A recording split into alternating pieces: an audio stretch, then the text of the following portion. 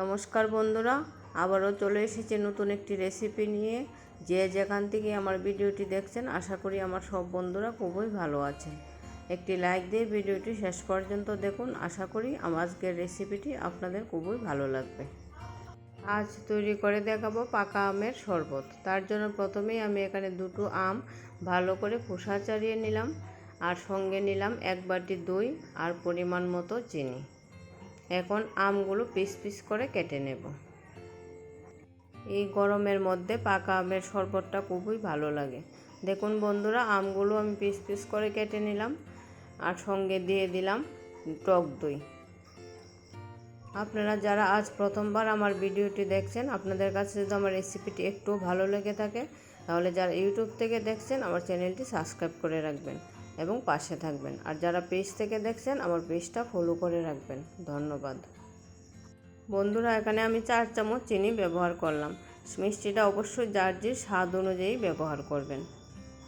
তারপর দিয়ে দিলাম পরিমাণ মতো নুন।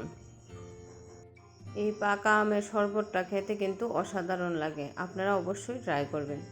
দেখুন বন্ধুরা, এখন এর মধ্যে দিয়ে দিলাম ঠান্ডা জল। প্রায় অর্ধেক গ্লাস জল আমি এখানে দিলাম।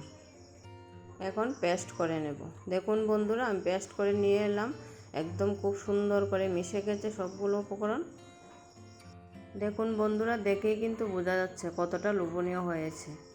এখন এর মধ্যে দিয়ে দিব কয়েক টুকরা বরফ, দিয়ে ভালো করে মিশিয়ে নেব। আমার আজকের রেসিপিটি যদি আপনাদের কাছে একটু ভালো লেগে থাকে, তাহলে বন্ধুদের মধ্যে বেশি বেশি করে শেয়ার করে দেবেন। আর যারা ইউটিউব থেকে দেখছেন, পাশে থাকা বেল বাটনটি প্রেস করে রাখবেন, তাহলে পরবর্তী ভিডিওর নোটিফিকেশন সবার আগে পৌঁছে যাবে আপনার কাছে। এই শরবত রেসিপিটা বাচ্চারাও পছন্দ করবে, আর বড়রা তো পছন্দ করবে। বা বাড়িতে কেউ আসলেও ঝটপট 5 মিনিটের মধ্যে শরবতটা তৈরি করে দিতে পারবেন। সবাই খেয়ে খুবই পছন্দ করবে। আমার রেসিপিটি ভালো লাগলে ভিডিওটিতে অবশ্যই একটি লাইক দেবেন, আর কমেন্ট করতে একদমই ভুলবেন না বন্ধুরা। আমার চ্যানেলটি অবশ্যই সাবস্ক্রাইব করে দেবেন প্লিজ। ভিডিওটি শেষ পর্যন্ত দেখার জন্য আপনাকে অসংখ্য ধন্যবাদ।